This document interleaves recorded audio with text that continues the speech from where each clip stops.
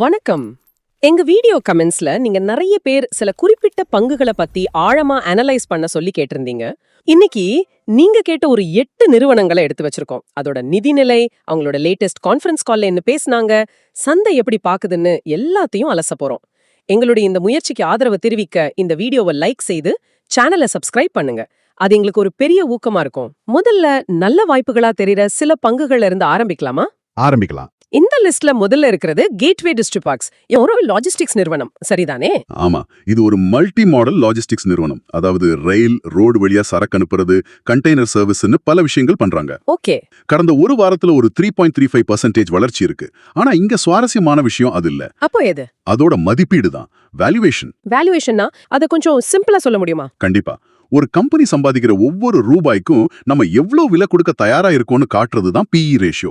Gateway டிஸ்ட்ரிபார்க்கோட PE வெறும் 7.87 தான். வெறும் 7.87ஆ? ஆமா, இதே துறையில மத்த கம்பெனிகளோட ஒப்பிடும்போது இது மிக மிக குறைவு, ரொம்ப அண்டர் வேல்யூட். அப்போ ஏன் இவ்ளோ கம்மியா மதிப்பிட்டு இருக்காங்க? இதுல ஏதாவது சிக்கல் இருக்கா, இல்ல சந்தை எதையாவது பார்க்க தவறிடுச்சா? இது ஒரு அருமையான கேள்வி. இங்கதான் நாம அவங்களோட கான்ஃபரன்ஸ் கால்ல உள்ள போய் பார்க்கணும். அவங்களோட வருவாய், அதாவது ரெவென்யூ 10% வளர்ந்திருக்கு. அவங்களோட நிகர லாபம் PAT 47% உயர்ந்திருக்கு. என்னது, 47%? வருவாயை விட லாபம் இவ்ளோ வேகமா வளர்றதுக்கு என்ன காரணம்? காரணம், அவங்க இப்போ அதிக லாபம் தர்ற ரயில்வே விரிவாக்கத்துல, அதாவது ரயில் லிங்க்ட் எக்ஸ்பான்ஷன்ல முழுசா கவனம் செலுத்துறாங்க. அதனால வருவாய் மெதுவா வளர்ந்தாலும் லாபம் ராக்கெட் வேகத்துல ஏறுது. சந்தை இன்னும் இந்த லாப வளர்ச்சியை முழுசா உள்வாங்கிக்கலன்னு தோணுது.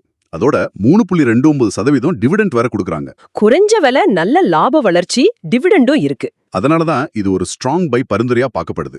அடுத்த சில குவார்ட்டர்ஸ்ல ஒரு 20-30% வளர்ச்சிக்கு வாய்ப்பு இருக்கு. அருமை. அப்போ கேட்வே டிஸ்ட்ரிபார்க்ஸ் ஒரு நல்ல வேல்யூ பிக். சரி, இப்போ இதே மாதிரி இன்ஃப்ராஸ்ட்ரக்சர்ல இன்னொரு கம்பெனி, டிரான்ஸ்ரேயர் லைட்டிங். ஆனா இதுல ஒரு சின்ன சிக்கல். கடந்த ஒரு மாசத்துல மட்டும் பங்கு விலை கிட்டத்தட்ட 20% சரிஞ்சிருக்கு. இது ஒரு அபாய அறிகுறி மாதிரி தெரியுதே. மேலோட்டமா பார்த்தா அப்படிதான் தோணும். டிரான்ஸ்ரேல் ரயில்வே அண்ட் பவர் செக்டருக்கு டவர்ஸ், கண்டக்டர்ஸ் மாதிரி பொருட்கள் சப்ளை பண்றாங்க. பங்கு விலை சரிஞ்சது உண்மைதான், ஆனா இந்த சரிவு ஒரு வாய்ப்பையும் கொடுத்திருக்கு. என்ன வாய்ப்பது? கம்பெனியோட ஃபண்டமெண்டல்ஸ் ஸ்ட்ராங்கா இருக்கா? ரொம்ப ஸ்ட்ராங்கா இருக்கு. அவங்க கான்ஃபரன்ஸ் கால் படி வருஷத்துக்கு வருஷம் வருவாய் 30% அதிகரிச்சிருக்கு. நிகர லாபம் 65% உயர்ந்திருக்கு. இது ரொம்ப நல்ல பெர்ஃபார்மன்ஸ். ஆனா இதை விட முக்கியமான ஒரு விஷயம் இருக்கு. அதுதான் அவங்களோட ஆர்டர் புக். அவங்க கிட்ட இப்போ 17,299 கோடி மதிப்புள்ள ஆர்டர்ஸ் கையில இருக்கு. 17,000 கோடியா? ஆமா, இது அவங்களோட அடுத்த சில வருஷ வருமானத்துக்கு ஒரு பெரிய கேரண்டி கொடுக்குது. பங்கு விலை வேணா குறைஞ்சிருக்கலாம், ஆனா கம்பெனியோட ஃபியூச்சர் ரெவென்யூ ஏற்கனவே சேஃப். ஓகே. அதோட கிறிசில் மாதிரி ஏஜென்சிஸ் இவங்களுக்கு AAA ஸ்டேபிள் ரேட்டிங் கொடுத்திருக்காங்க. அப்போ பங்கு விலை சரிவுக்கும் நிறுவனத்தோட வலுவான செயல்பாட்டிற்கும் நடுவுல ஒரு பெரிய கேப் இருக்கு. மிகச்சரியா புரிஞ்சுக்கிட்டீங்க. சந்தை ஷார்ட் டேர்ம் விலை நகர்வுகளை பாக்குது, ஆனா நிறுவனத்தோட அடிப்படை ரொம்ப வலுவா இருக்கு. அதனாலதான் இது ஒரு பை பரிந்துரையா பார்க்கப்படுது. ரொம்ப சுவாரஸ்யமா இருக்கு.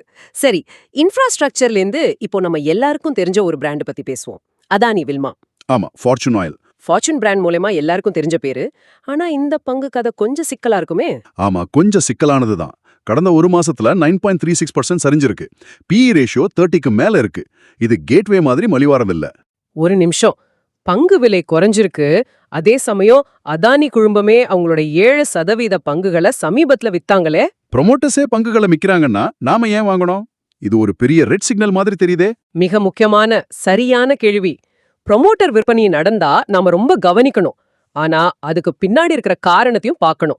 நாம கவனிக்க வேண்டியது நிறுவனத்தோட செயல்பாட்டை.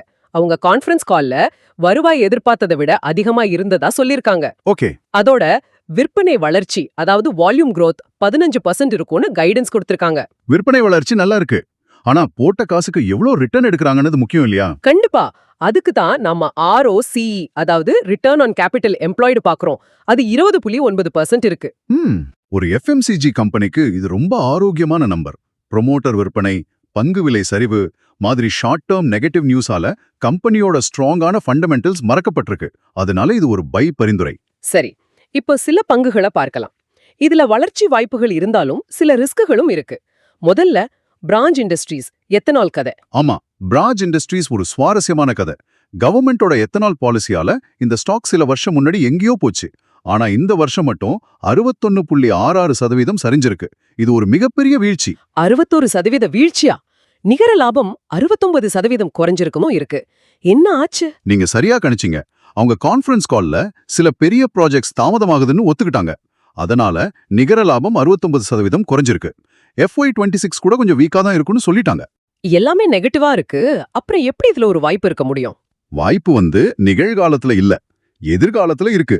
எதிர்காலத்திலயா?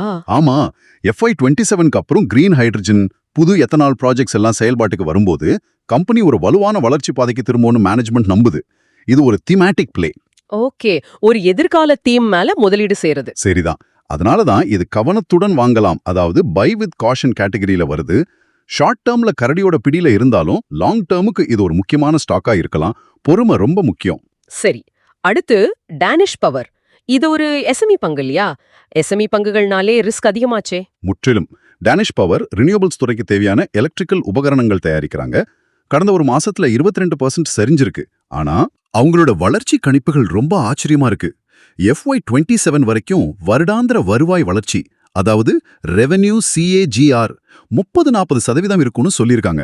30-40% ஒவ்வொரு வருஷமுமா? ஆமா. அதோட கம்பெனிக்கு கடன் மிக மிக குறைவு. டெட் டு ஈக்விட்டி ரேஷியோ வெறும் 0.04 தான். ROE கூட 19.26% இருக்கு. வளர்ச்சி நல்லா இருந்தாலும் எஸ்எம்இங்கிற ரிஸ்க் இருக்கு. அப்போ இதே எப்படி அணுகிறது? அதனால தான் இதுக்கு அக்யூமுலேட்னு சொல்றோம். அதாவது மொத்தமா வாங்காம விலை சரியும் போதெல்லாம் கொஞ்சம் கொஞ்சமா சேர்க்கிறது. ரிஸ்கை குறைக்க இது ஒரு நல்ல வழி. ஓகே, நம்ம வீட்ல எல்லாம் பயன்படுத்துற பிராண்ட் சிம்பனி. ஏர் கூலர் மார்க்கெட்ல இவங்க தான் ராஜா. ஆனா இப்ப மலிவான விலையில ஏசி வந்துருச்சே. ஏர் கூலருக்கு இன்னும் மார்க்கெட் இருக்கா? இந்த சந்தேகம் பலருக்கும் இருக்கு. சிம்பனி ஏர் கூலர் மார்க்கெட்ல ஒரு உலகளாவிய தலைவர். ஆனா நீங்க சொல்ற மாதிரி கடந்த ஒரு வருஷத்துல பங்கு 35% சரிஞ்சிருக்கு. அதோட PE ரேஷியோ 45ல இருக்கு. இது கொஞ்சம் அதிகம். அவங்களோட EPS, அதாவது ஒரு பங்குக்கான வருமானம் எதிர்பார்த்ததை விட 51% குறைஞ்சது ஒரு பெரிய ஷாக். இவ்வளவு நெகட்டிவ் விஷயங்கள் இருக்கும்போது ஏன் இதை ஹோல்ட் பண்ண சொல்றாங்க? 2 முக்கிய காரணம். ஒன்னு, அவங்களோட பிராண்ட் வேல்யூ.